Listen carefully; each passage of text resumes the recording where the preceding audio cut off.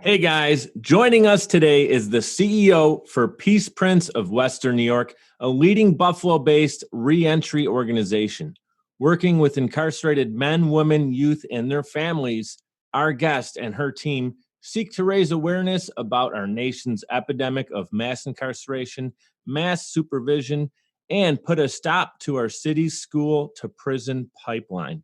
In addition to her work at Peaceprints, she serves as the president of Junior League of Buffalo, responsible for leading an organization of nearly 500 women volunteers. They've been empowering women for over 100 years now. They're about the 100-year mark, and their focus is on helping women build better communities. She was the recipient of the Junior League of Buffalo's President's Award, as well as Medaille College's Distinguished Alumni Award in 2018, and most recently recognized by Catholic Charities of Buffalo as this year's Hero of Hope, as well as the recipient of Erie County Sheriff's Office 2020 Outstanding Citizen Award, to mention a few among many awards over her impressive years of service. Welcome to the show, Cindi McEachon. Thank you for having me. It's a pleasure to be here today. This is awesome. I feel bad. I had to leave a lot out in your bio. I wanted to make sure we can get right to you, cut right to the action, right? Get to the good stuff. But I want to say such an impressive resume. But really, as we talked kind of candidly off camera, I wanted to thank you just for simply being an amazing person, doing what you do for women's empowerment. And really, many people don't get a second chance in life, right? It's not a common thing. You make a mistake and sometimes that starts to define someone. And I use that language a lot on the show about someone's mess or someone's story or someone's situation does not define them, as they have an opportunity to take that. And if it's a devastating situation, physically, mentally, whatever it might be, spiritually, you can come back from it and you can actually be so much stronger for it. So typically those that have these incredible stories do have some hurt, because they're taking that hurt and they're turning it into this great, not only wisdom, but action. And you're a woman of action. So thank you so much for being here today. Yes, absolutely. Absolutely. I'm glad to be here. Thank you so much. I want to just let people know where they can learn about Peaceprints of Western New York. And it's that simple. It's peaceprintswny.org. And I'm going to have that on the screen here so people can see it. On Instagram, it's all together, Peaceprints WNY, and Facebook, Peaceprints WNY as well. And people can find you on LinkedIn if they'd like to get connected, right? Yeah, and absolutely. The spelling is Cindi with an I, and then McEachon. And guys, check out what she's doing, and obviously look into her full bio, because it's even more impressive than what I was able to get out there. And then in addition to Peaceprints, there's Junior League of Buffalo, which is jlbuffalo.org, and Junior League Buffalo on Instagram, and JL Buffalo on Facebook. So now we can get in. We're going to get in here. My first question is about Peaceprints, because that's kind of what we set up first in this, in your bio and everything. And so you and your team with Peaceprints WNY have set out to put a stop to our cities, and you listed it as school to prison pipeline. I'm not too familiar with that, so I want you to kind of talk about it, share what that is, and explain what you guys are doing to provide change in that. Sure, absolutely. So we are a nation that supports mass incarceration, and we have for decades. Not just mass incarceration, but mass supervision. Circling back, mass incarceration is kind of what it sounds like. Mm-hmm. Incarcerating the masses, right? Mm-hmm. So we have an overwhelming, nearly 2.3 million people nationwide incarcerated in our jails and prisons. Just to put that in perspective, we are in the United States 5% of the world's population, okay? Okay. Entirely across the globe. However, we incarcerate 25% of those incarcerated. They're housed. Say that again. So when you're saying 5% is who? What population? The United States of America. Okay. U.S. is 5% of the global population, yet Correct. 25% of people that are incarcerated. Correct. And so we are globally the number one in terms of incarcerating. okay, worldwide today. Wow. And that is a huge, right, number when you think about it. On top of that, 2.3 million people that today, while we're sitting here talking, are behind bars somewhere in the United States. We have another 4.5 million people that are under supervision, meaning parole or probation is their supervising or governing body directly to the jail or prison. So they're still in the system. Sure. That is a huge number when we're talking about that. And when we talked about the school to prison pipeline, what we see and what we know today is that if you're born into this world as a Black or brown male or boy, right, at birth, there's a 1 in 3 chance you're going to go to jail or prison in your lifetime. That's the statistic you come into this world in the United States. 1 in 3? 1 in 3. Okay. That is horrible right then and there, right? Talking about that 1 in 3. But if you have a family member or close loved one, so more nuclear family, who has been to jail or prison or is in jail or prison, it's another 50% higher. I was going to say it's probably like a 90% total at that point. So 50 plus 33 is 83%. At the day you're born, that is your chance. Yeah. That's the statistic that you're up against. That's not okay. That is unacceptable. A question on that. So obviously there's a lot still wrong, and this is a very relevant topic right now as we record this. We're still in the pandemic / quarantine stages right here, recording this in late August of 2020, if someone's going back and listening to this, which is the exciting part about doing a podcast. People can tune in when it's popping relevant, or you can come back next year and revisit. So someone's listening to this, it's recorded in August of 2020, when the country is really at a, there's a lot of tension when it comes to racial injustice. And I've been diving into a lot more and learning a lot more about what's going on, because I feel the only way it's going to change is when everyone is awoken. Is that the right word? We're waking up. America's waking up to this thing. And now we got more action takers than ever. There's different movements that have started. Peaceprints, one of them. This has been going on for over 100 years, right? It was 1919. So literally 100 years ago. That was Junior League. I'm sorry. I'm getting everything confused. That's okay. How long has Peaceprints been out, though? 1985 it was founded. 85? Okay, so 35 years ago. Yep. Look at that. That's good math. I was born in 86. So I just added a year. So it wasn't that good of math. So 35 years, and still there's a lot that needs to get done, right? And so that's my lead up. My question is, those numbers are staggering. 83%, if someone has a family member that's in their close, within the 5 closest people, brother, sister, mom, dad, aunt, probably, and grandparents, right? Likelihood of ending up in there as well. How much, though, is it? I know the culture needs to improve around the situation, but I always feel building internally is really what creates the change as well. So are you, what do you see that we can do as a society to really help out the family that might be already broken? So if someone's grandfather was in jail, whether it was rightfully so or not, we don't want them to have an 83% chance to end up in jail. How can we help that child? I would say we need to talk about equity. Because right from the beginning, it's not an equitable experience. And the access to resources that I might have had is not necessarily the same access to resources that folks that I come in contact with every day have had or ever had, for that matter. Not to mention, being a service provider, I look at access to resources I have as the CEO of Peaceprints and applying for grant funding and garnering public support. And then I look at the access to resources, other organizations who serve young people or may serve, women or other another risk population, if you will, or can be identified. And their access point is much farther ahead than mine from the beginning.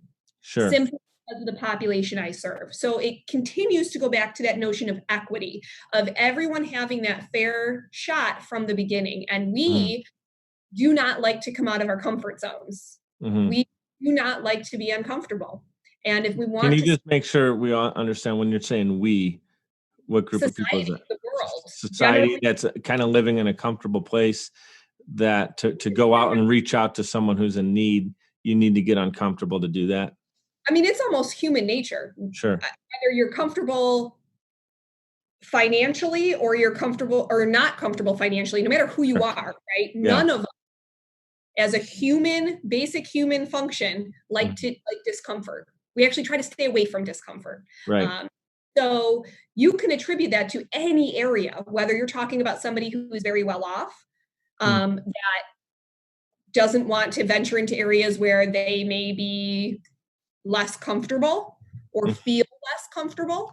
But universally, we are all united in that feeling of trying to avoid discomfort on any level.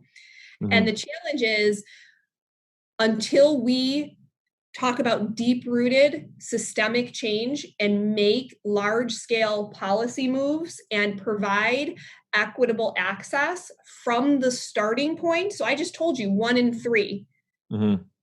Well, right off the bat, that's not equitable. So I can provide money, I can come in and try and save a person, but from day one, we did not provide an experience that even afforded an individual the opportunity to move forward. And I think we're in a pivotal time in our world that we need to wake up. We need to listen. We need to be uncomfortable, and we need to drive deep, not reactionary, but deep systemic change. And this is like on a policy level, to truly give folks access. Yeah, very well articulated and said.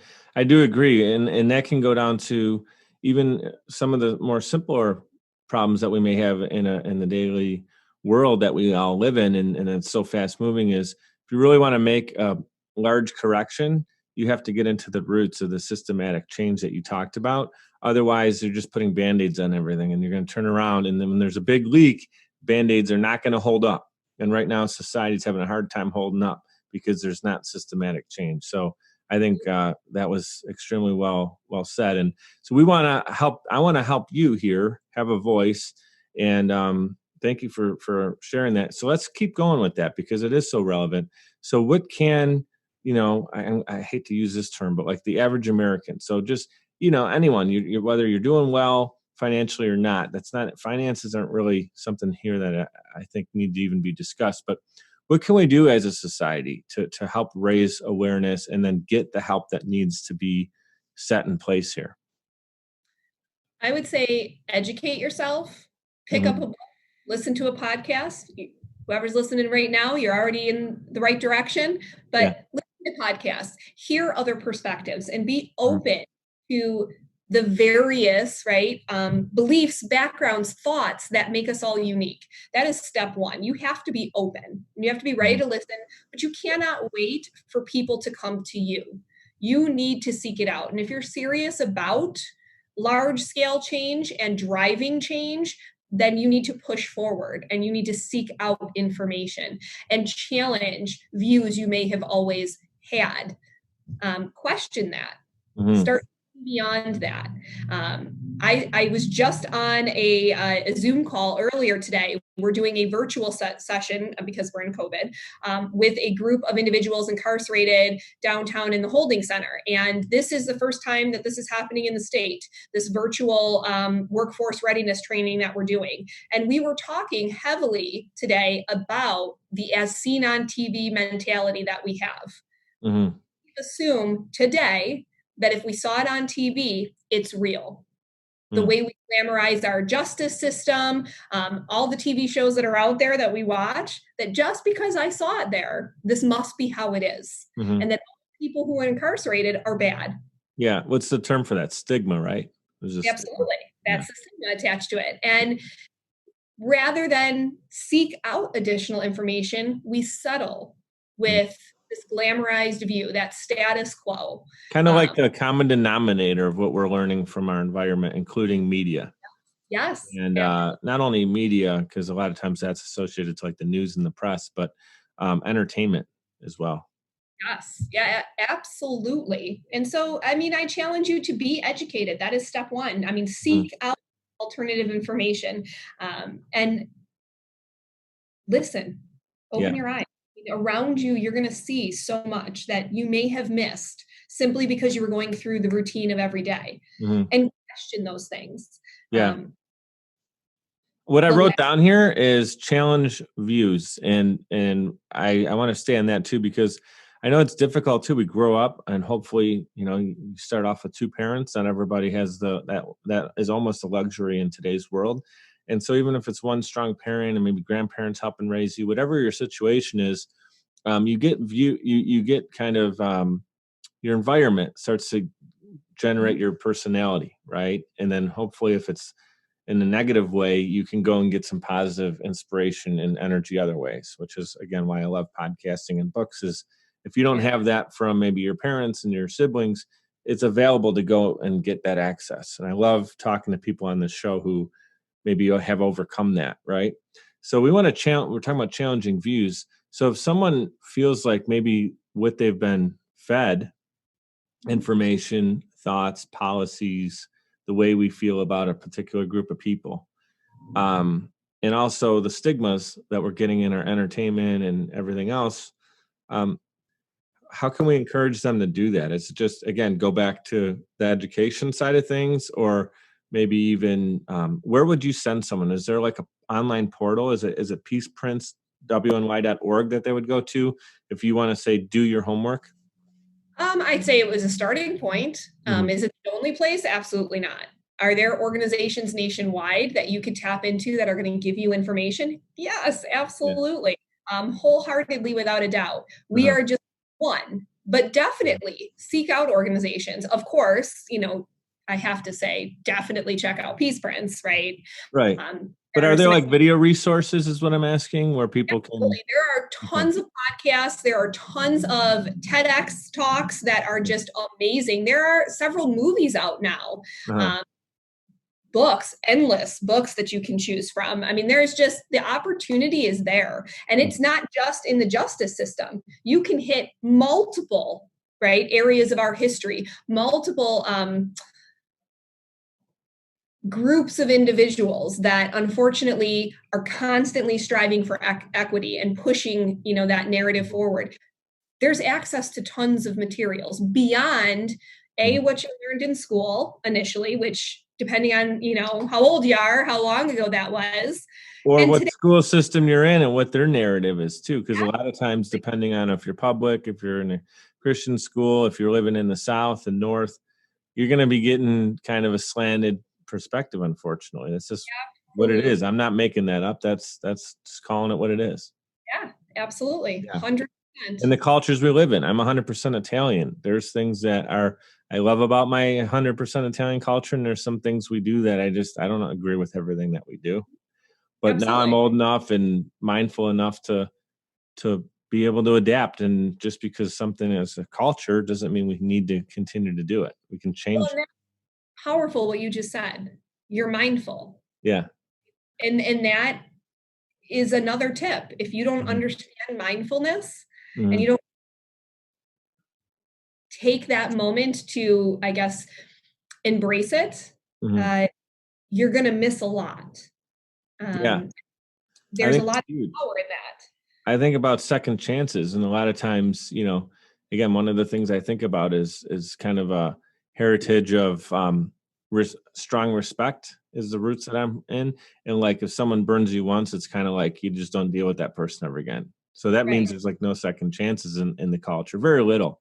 It's like you get the little black book out and you put their name in there, like, or whatever. Like, there's a couple Italian comedians that talk about, like, you go to a wedding and you see how much they gave to your family member. And then like you go to their wedding and like, oh, they gave $25, just sneak in a couple tens and we're done. Like, Yep. Because they did that to us, we do that to them. And that's just a horrible, I mean, Yeah. I get it. I understand why or what the reasoning behind it, but it doesn't necessarily, if you feel in your heart you want to give more to that family and bless them because you can, that has nothing to do with they gave you 10 years ago at a different wedding. So And I think want to talk about, as a go ahead. child, right? When you're taught as a child, Yeah. you do something wrong, and we all do, especially if you have a sibling. Like my brother and I used to fight something fierce, Mm-hmm. and we were always charged, whoever's wrong, right? You apologize, and then the others to forgive. You're supposed to forgive. And then Mm-hmm. allow that. I allow him second chances, third chances, fourth chances. We could go endless because we always used to argue. But I mean, neither here nor there. We're taught that. We Mm-hmm. do. But for some reason, if you are incarcerated, it's automatic that you should stay there. We Mm-hmm. almost want to push you out and do not want to take a moment Mm-hmm. to reflect that every single one of us makes a mistake. Yeah, and there's some people that I know in the research I've done that have been there, been behind bars, came out and have been amazing people. Like Yeah. have done things. My cousin actually spent some time behind bars because he made one poor decision. He had a strong business going. He was behind bars for like I want to say 5-6 years. He just recently got out. He started his business back. I'm planning on having him once he's got kind of his feet underneath him to have him on the show and to talk about his comeback story. And I know he's already, I can just tell from his tone of voice, the things he's talking about that he has learned from that experience. Second chance. So you actually helped out, and I just want to make sure I word this correctly. So you were recognized as an emerging best practice and industry leader, was the actual quote. And that resulted in the first federal Second Chance Act grant to be received in Erie County, which is where we are. Share more about how important that grant is right there. This is huge. On a federal level, they offer these grants in small pockets. Sometimes it's 3 awards, 7 awards. In our case, I think there were 10 awards in total that went out nationwide. So Mm-hmm. you're talking about the number of jails and prisons that exist on a national level, and everyone has the opportunity to apply. So to obtain that funding is huge, especially for Erie County, given the fact that up until this point, we had yet to be competitive enough to get in there and be considered for it. And it's large scale funding. And typically, once the door opens, it's much easier to continue keeping that door open. But to get there is very difficult. So it was awesome and exciting for us to have that door opened. What a monumental moment. Yeah. Door open. And we decided to keep making it monumental and do new things. And when we kicked off, so the grant we got was to fund a pilot program on a local level. So in partnership with the Erie County Holding Center. And we did our kickoff press conference actually inside the jail, in the pod where the folks live, and they're referred to as pods, in the pod with our political allies in the community, board members, just community partners, the folks that live there, all of us sitting in one room inside the jail. We launched this program off because the concept is true partnership. And is developing a service standard that doesn't exist for our folks. When you talk about second chances, I might afford you the chance, but I'm going to make it as hard as possible for you to succeed. We're trying to flip that narrative. To embrace what about the societal second chance? So someone could actually get a second chance after they get out, but then what kind of chance is society as a perception giving someone once you see it on a resume? I mean, there's that question on every application. I think is it 7 years you have to list if you had any kind of legal action or activity, whatever it might be. So, it's almost like that question's got to be there where if you got something going on, they review it and your chances are probably very slim that someone will take a chance, right? I actually tell folks, and this might sound terrible. I said it today. That's why I'm going to repeat it with the guys that I was talking to. But your felony is not what prohibits you from getting a job. You stunk in your interview. So you need to learn interview skills because today in the world we live in with the stats that I gave in the beginning of the podcast, it's pretty commonplace now to have individuals apply that have some sort of conviction or historical conviction to some level, even if it's a misdemeanor or a lower level type. But it's way more commonplace in the United States as a whole, not just here in New York State. And so now, maybe about 10 years ago, I would say yes, you are spot on. Today, employers realize that most folks, or a lot of folks that come to them, there's a pattern, right? We're starting to see more of that. So it's less tied to the felony and often tied to your very poor interview skills and inability to go in there and to hire you, which is your role, just like anybody else. So that is encouraging. There's been improvement in the last 10 years, right? And they're looking at repetition too, because I think whenever you look at someone, it could be a child that you see is maybe going down the wrong path. If they did one mistake once and they haven't made it again, or it's not a regular habit, then it's something that's doesn't really need so much action taken about it. But if they are consistently getting in trouble with the same group of kids or whatever it might be, or now we're talking about an adult who continues to do the same thing, or if it's drugs, they continue to fall into the same habits, becomes problematic. If it's something that happened in 1997, it was a one-time thing, they learned from it, and it hasn't happened again, let's take a chance and see where we can go. So that's kind of that second chance thing. But society, I feel like, also needs to kind of come around to allow people to have that, because I do understand, like, I can tell you, I've worked for companies that have been great organizations, really have their act together. But, I'm just thinking, you're in an office environment, new hire comes in. What's the water cooler talk going to be if that's found out, right? If someone mentions it, that's going to be kind of the, do you hear about this or that? And instead of just like, let's let them be them, So what I want to do is, like, if what would you like to add to that as far as how you feel we can improve as a society, really? Well, I would say that first off, like, employment is just one piece of the puzzle. And I can tell you that even when we boast second chances, and I mean, we have a grant that's called Second Chance, right? There was an actual act that was signed on a federal level that uses the language, but actions speak louder than words. And so often we say a lot, we don't do a lot. It doesn't match. And for an individual, yes, there's been some strides in their ability to obtain employment. Certainly, there's still stigma associated. Certainly, there's still hurdles and barriers that they're going to face. But to be very frank, there is zero service standard for this industry anyways. So I choose to provide service in a fashion that is an emphasis, or with an emphasis on quality. That's not required, nor is it universal, but it's condoned. It's allowed others to truly exploit individuals at release when they are easy to exploit, easy to manipulate, because you can make money off of people.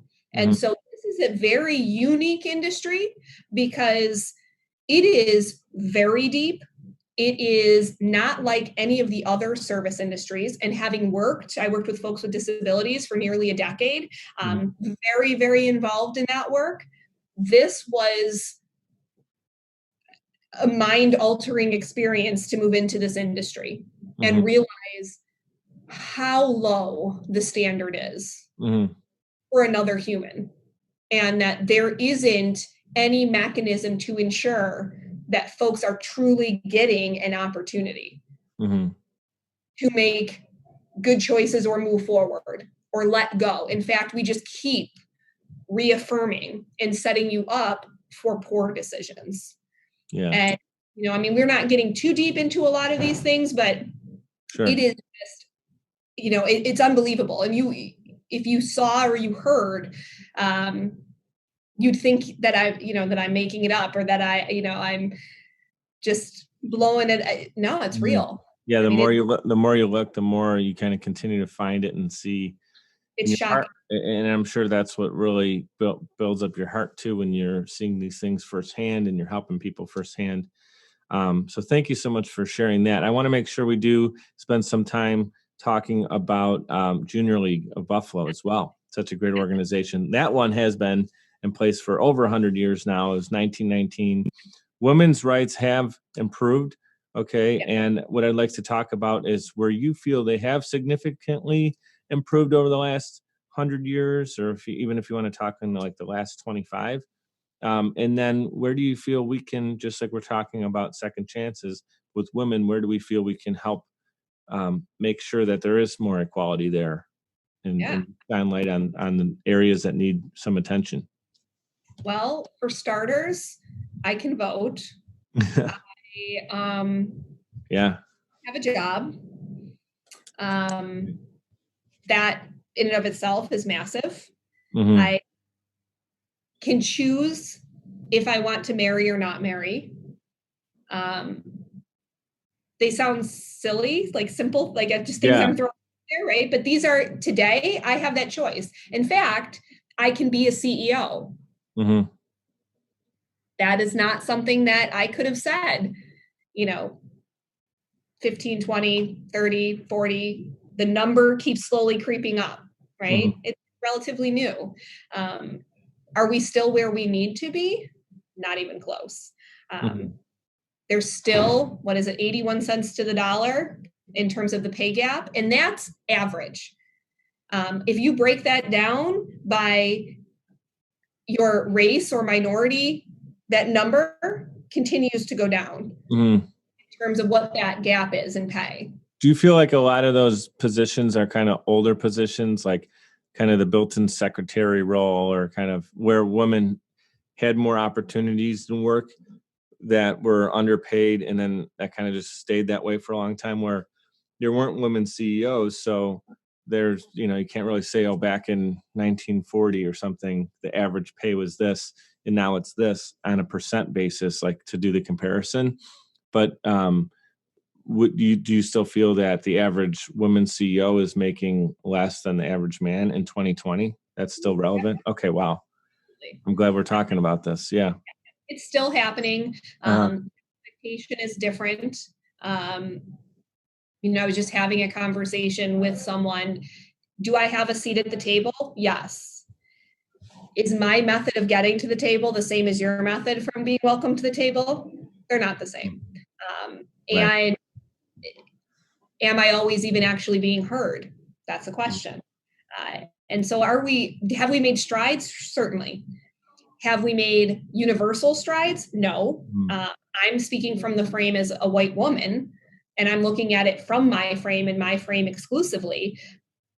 But that even in itself, it doesn't have equity built in. So my experience is not the same as other women and women of color. Sure. And so we are still a long ways away of truly having a seat at the table and being on more of an equal, equitable playing field. Share some more about Junior League in particular, and in what ways and what programs are in place to help empower women. Sure. So most folks know us as the show house. They have attended the show house. That we just had our 40th show house, and knock on wood, I can tell you we intend on having our 20th show house in 40 years. Yeah. Our 21st show house. Wow. I'll be a little bit delayed and maybe a little different, but we're going to do it. You did the pandemic, right? Yeah. But for us, we are, and it's interesting because people define us as the show house, and we say, well, I don't know if I want to be defined that way. Yeah. What do you mean? What do you mean by show house? That just, maybe I'm ignorant on that. What do you mean by show house? Our biggest fundraiser, and we literally typically get a very old or massive mansion somewhere in the city of Buffalo, and we garner ownership of it for literally almost a year. And we have decorators from all over that bid on spaces and completely redecorate the space. Now, at the beginning of the podcast, you mentioned Junior League, and you said 500 or nearly 500 women volunteers. What is most impressive is that we're volunteers. So we are all out there working, raising families. We are just keeping it moving and juggling everything, and then making a point to, in one spot, put together the show house that generally brings in, because then we invite the community to come in and you get to walk through it and you get to hear from the designers, you get to talk to them.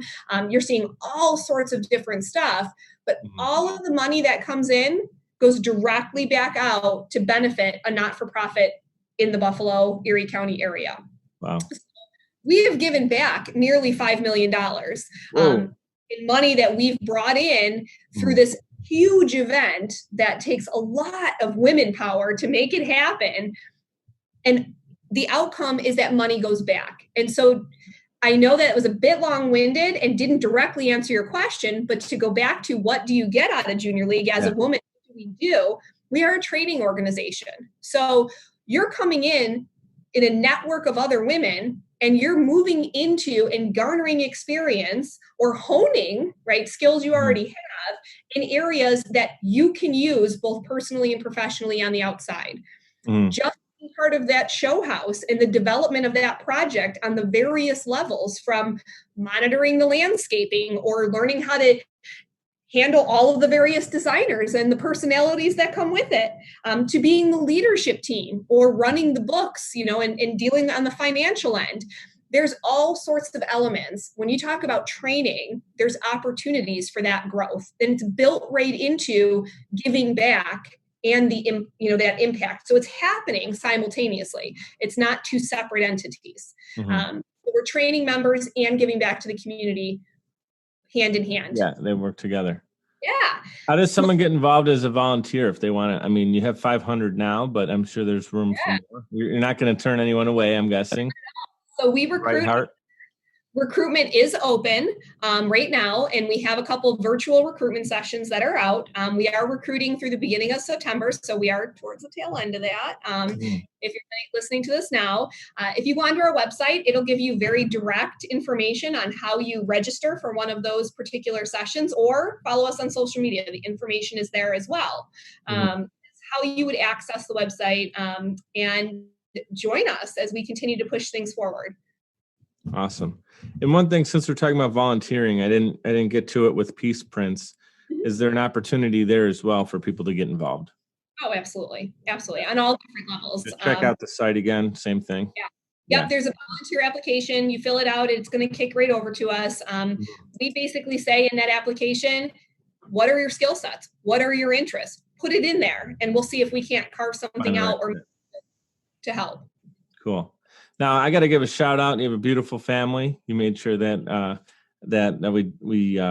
I understood what they were all about, because you shared that in your story with me off camera. But so your husband, Chris, daughter, Lily, and then a special thank you to your daughter, Emily, for serving as a U.S. Marine. So I just wanted to shine light on your beautiful family and give you an opportunity to talk about them, because yes, you're involved with these amazing organizations and it's so much time.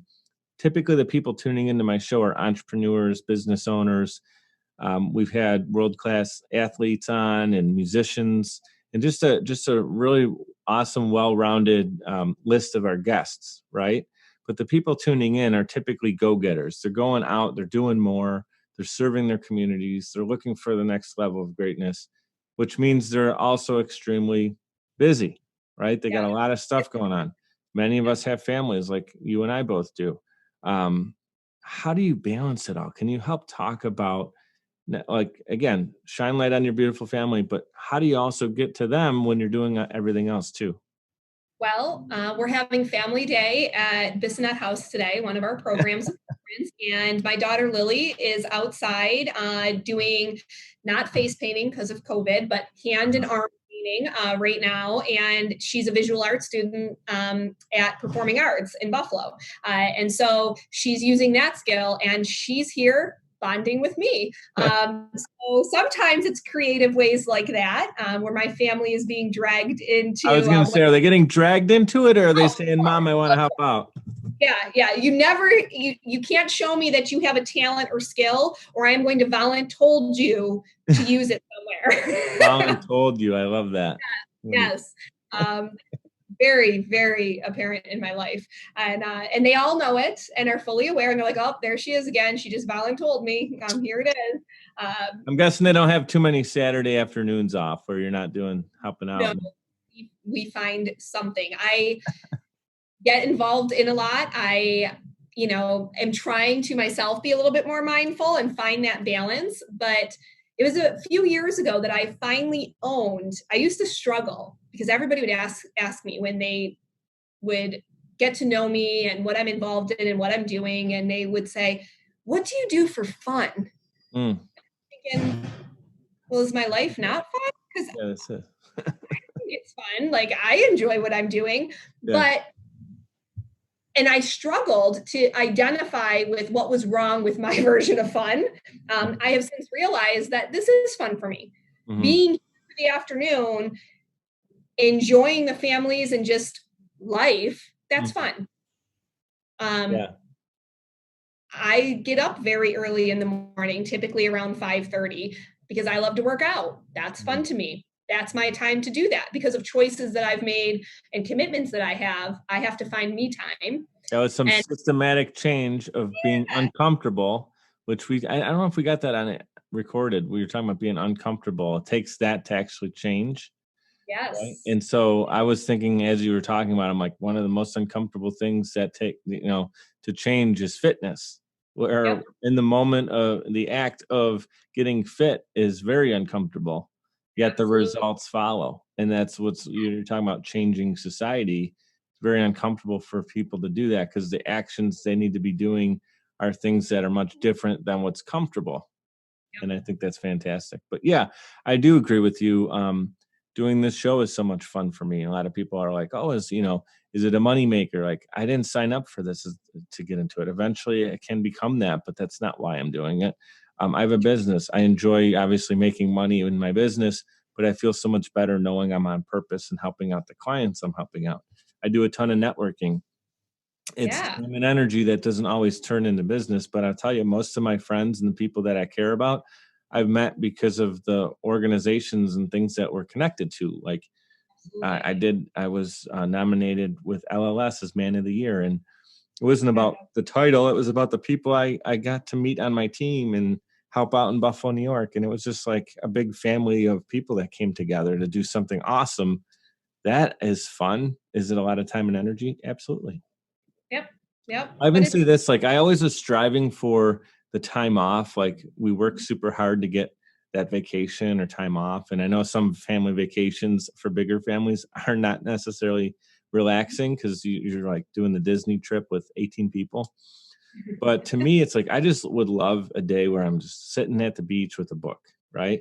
But even then, I thought about this recently.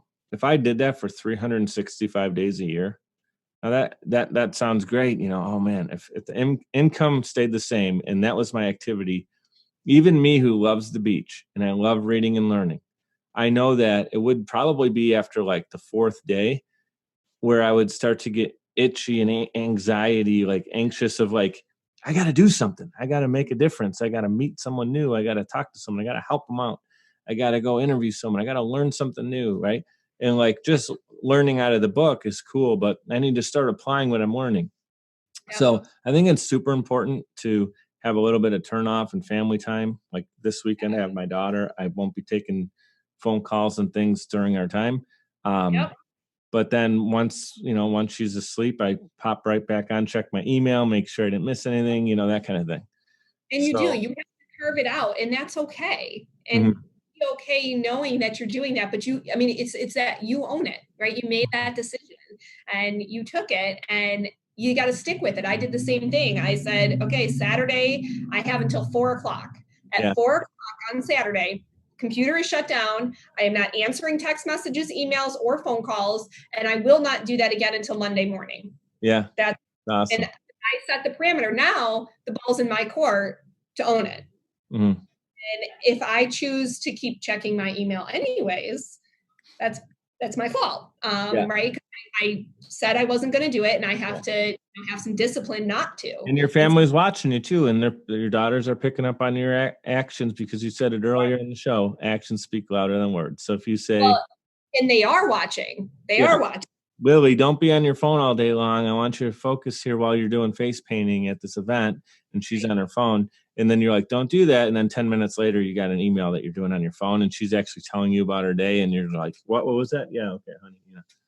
Right. Well, because I actually speak it out now. I'll say it in the house, like out loud to them. I'm doing this from this time to this time. So you guys know, because they're going to hold me accountable. In case in point, Monday morning, I'm sitting in the living room by myself and I was like, oh, I need to order new running shorts. I have been wanting to do this. I keep forgetting to do it. I open my computer, I log on to the Dick's Sporting Goods website, and I'm going to order my running shorts. And my daughter, like so fast, zeroed in on it, is standing next to me. She's like, what are you doing? You're not allowed to work. And I was like, whoa, I'm ordering running shorts. I'm not working, I swear. Yeah, that's good. You know, the But accountability. that's good that she cares, though, because that means she's connected and wants to spend more valuable time with you, which is great. Absolutely. You know, Absolutely. if she didn't care, she'd be like, "Oh, good, I got rid of mom for 5 minutes. I can go do what I want to go do." Right. I'm gonna get to tie this back down into a little bit more about you, because I don't showcase brands on here, companies, organizations, products, and services. I highlight people, and that's who I had on the show. I didn't have necessarily Peaceprints or Junior League, although fantastic organizations. They aren't where they are without Cindi. So I want to talk about you for a minute. What is something that you feel you actually learned through the quarantine, which is an uncomfortable place for a lot of us? Talk about that discomfort. So in the discomfort of quarantine, what's a new skill that you learned or something that you can say is a positive takeaway? To slow down. Mm-hmm. I pack my time, sometimes carving it out, down to the hour, the half an hour, the few minutes, giving myself exactly enough time to get from point A to point B and fill my schedule. And when the world shut down and I had to go virtual, my work continued, my impact continued, and my garden is flourishing. And I have been on, I don't even know how many miles I have walked in the last, 6 months. And I have just paused and removed the filler that now I can see wasn't necessary. It didn't push anything farther. It didn't hurt or help my organization, but I filled it because I was almost addicted to the busyness of I was my going day. to say you're addicted to being busy, which is how I feel a lot too. And there's days when I don't feel productive and I'm like, how much more did I get done if I did 4 tasks at a high level or 18 tasks and I didn't get half of them done? I'd rather do the 4 things, finish them, and feel super good about it.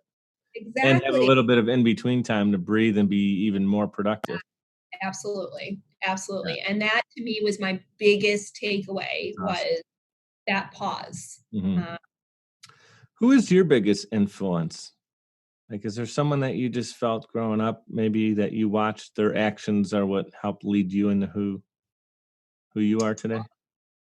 I would probably say it's a combination of my parents and my grandma, kind of watching as, again, maybe then I might not be, or as a younger person might not have been able to tell you, but reflecting back over the years, how much influence it had on who I want to be, how I want to be.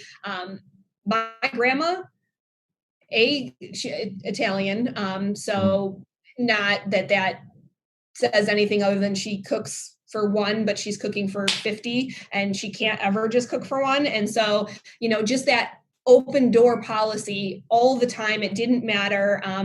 Just being with people and helping people, even if you didn't ask for help, she's going to offer it anyways, as only she can. And so, but then on my parents' end, I got to see what true love and friendship really looks like, and being able to navigate the various parts of life and just appreciate each other no matter what. That's not something you always get to see, that ability to appreciate. They might not even realize they were doing it, but they were. And I can saw them and how they acted around other people, that they appreciated some diversity and different mindsets. Yeah. And just that unwavering love for people in the world. So I still see them. And I remember this as a young person, and I know this now. I mean, my mom would drop anything to help anyone at any given time. My dad is out there, volunteering and digging things up and maintaining gardens for places that nobody's really asked him to, but he doesn't have a yard anymore, and that's his passion, and he loves to help, right? So just those two elements, I think, for me, helped me understand or look at the world from a different perspective. And I think cultivated a lot of my personality, that drive, that push, came from them. They had just an intense influence on my development, my growth, which is, I mean, it's a simple answer because everybody's like, oh, my parents, but no, it's not. It's not. You're not just saying it to say it. There's a ton of meaning attached to it. I can see it. I can feel it in your energy. So I think that's awesome. And have they ever? I know you were recognized as 40 under 40, which is a tremendous accomplishment. Congratulations. Have they had the ability or maybe opportunity to pause and appreciate that now, you're doing these amazing things, and have they, recognize it? They're very supportive, at everything, talking about me, sharing everything. They're not both on social media, and my grandma has passed away. My mom is on social media. And so, they're the first to volunteer at an event that we have, and, That's awesome. just push it out there. It's just wonderful. Especially when I venture, I mean, I'm one that will throw it into left field and then all of a sudden be like, I'm going to do this. And they will support it. And it doesn't matter what it is, what crazy idea I come up with and decide I want to throw my, efforts into, they will follow it and they will support it, and they will, help it be the best it can by providing. That's awesome. I love to hear that. Talk about influence. What about books that you'd like to mention that you've read that have inspired you, and then other resources, podcasts, or any other avenue? So I would say more recent, I guess it depends on what you want to look at, but more recently, if you're looking at mass incarceration, the work that I do through Peaceprints, NPR's Throughline has several podcasts focused just on that, on our history of policing, on the history of mass incarceration and supervision. And all of those coupled together, despite the fact that they're separate, they all cross. And it's fascinating because it's not giving you just today's perspective, which is justified, but can be very, bold, reactionary when it's out there and it's hard to sift through. It's also giving you the historical. It's talking about how it started, how it got there, and as everything evolved and moved. And it's done very well. And so that is one I recommend to folks a lot to check out, because it's only 3 or 4 of them, but they're very good. On NPR. Yes. Yeah, I've listened to a couple of their interviews. Actually, one of them was the founder of Virgin. Why is his name slipping my mind right now? Help me out. You're lucky that I'm remembering most of the things that I'm telling you right now. This is great. I got one that could be considered a curveball. Knowing you and knowing how connected your heart is into your purpose, I don't think it's going to be difficult for you to answer it. But if you can be known for one thing, what would that be? For one thing. Yeah. Like if someone, in the future clicks on your name on a Wikipedia type site, and what's the first thing they're going to see or hear about? Let's say probably it's tied to the word opportunity. Okay. So clearly that one word is not going to define, but it ties. It doesn't have to be one word. It could be, just kind of a conceptually what you stand behind, and like your name is attached to what? Equity, opportunity, and access. Yeah. Again, it's because I could tie that into my work with Junior League. I can tie that into my work in Peaceprints. I can tie that into my life and in personal struggle stories. Everything I do comes back to equity, opportunity, access, and they're all kind of similar. They're all connected. But if I would want somebody to describe me in some way, or what I'm most known for is whatever, being the gateway, creating equity, opportunity, and access in any of those forums. I would just can't imagine even picking one. Those are great. Equity, opportunity, and access. Now, you know, my mission statement, I told it to you at the beginning here before we started recording. I'm always looking to leave my audience inspired to be brave and bold in pursuit of their dreams. Yeah. Can you deliver a message to help push someone forward? If right now they're thinking about starting either an organization, maybe they're looking to volunteer or be an entrepreneur, whatever the situation is, what can you deliver to help them move in the right direction? Take the risk. Mm-hmm. If you want it, own it. And I like that. If you want it, own it. Yeah, you're gonna drive that change. So speak it into reality. Mm-hmm.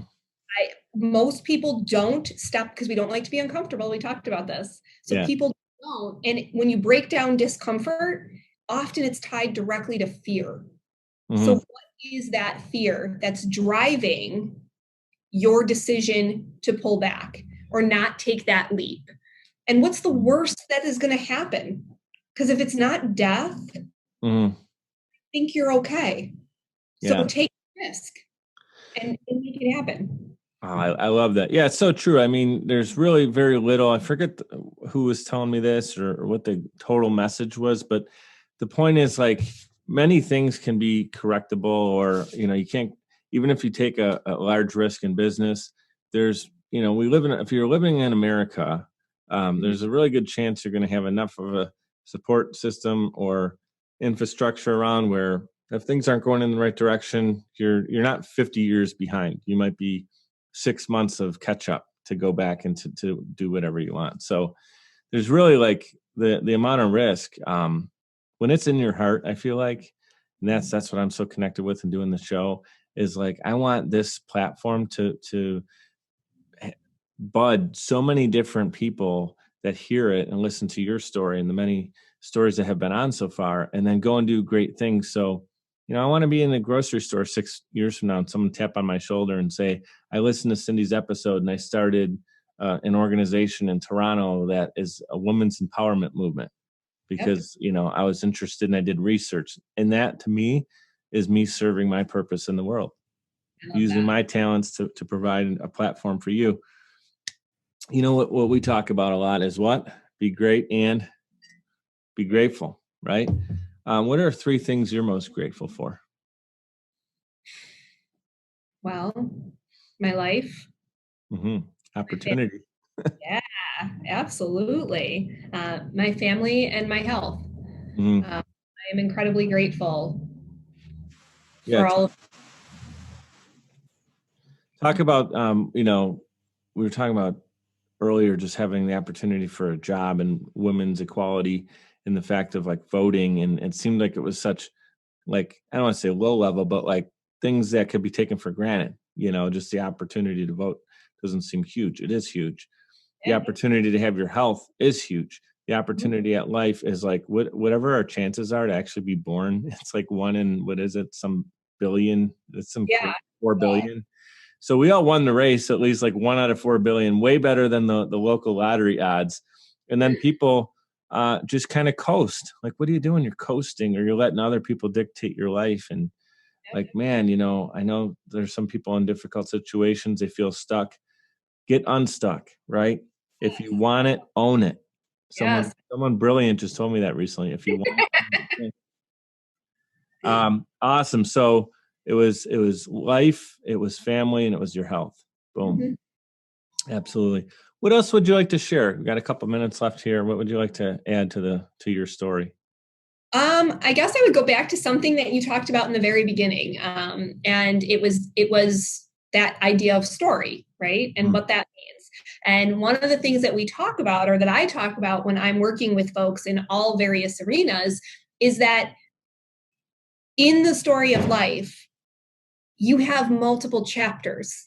And so do not let one chapter define your entire story. Because when you read a book, every chapter is different. Every chapter builds on the last one and continues your story along. And your story in life is the same.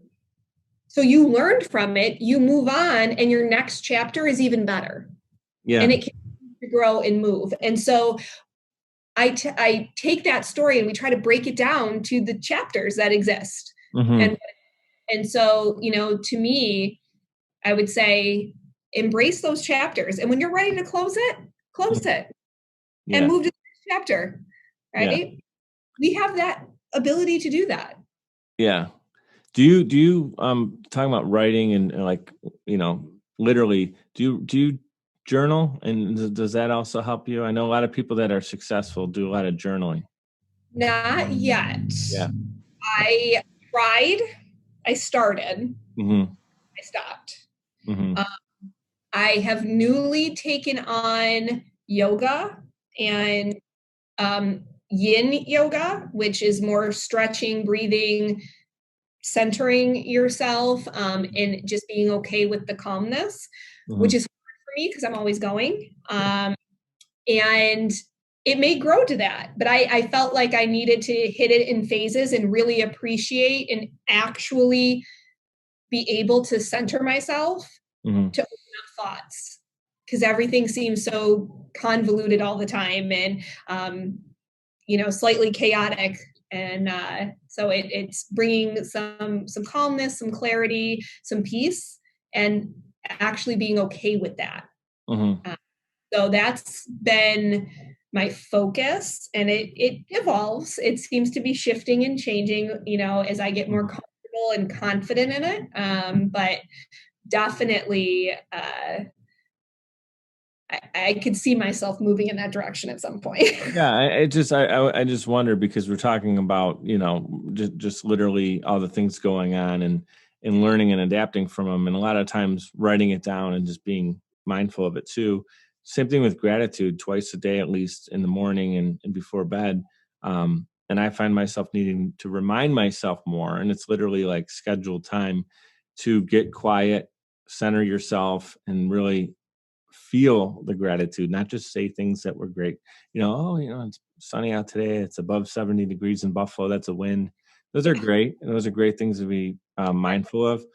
But it's like the feeling of, you're talking about your family and the things you're grateful for them, or your health, because there's people struggling with their health, and just to be grateful for, when I think about being grateful for my health, what I think about is now it allows me to go and do these things I can do. Because if I was, prohibited would be the right word, like restricted based on either mobility or talking or listening or seeing, all these things that can easily be taken for granted. Not having the access to technology, not able to do the show, all of a sudden it's like, I can't go and do make the difference I want to make because of that. So health is like so important. Yeah. And someone recently said, you can have all the money in the world, if your health is lousy, what does it mean to you? Right. Yep. So the number one investment is our body. Yep. I would also add to that, it's our mind. If we're not putting things in by reading, like you're talking about, slowing down a little bit in the craziness right now, put great things into our mind, into our body. And then once we're good, then go serve. And Absolutely. You are doing that. Cindi McEachon, I said that correctly, right? You did. Only took 5 minutes previously to recording to get that right. But thank you so much for being here. I'm glad to call you a friend. Yes. And I see us working together with one of the organizations, or both, or something that we don't even know exists yet, possibly. And I'm just honored to have you here locally in Western New York. And thank you for being here on the show. Thank you for having me. This was fun. I enjoyed it. I love you guys, and thank you so much for tuning in. Check out more show notes and information on each episode at mikeduppodcast.com, MIKED uppodcast.com. We're powered by Social Chameleon. You guys know what to do. Be great and be grateful.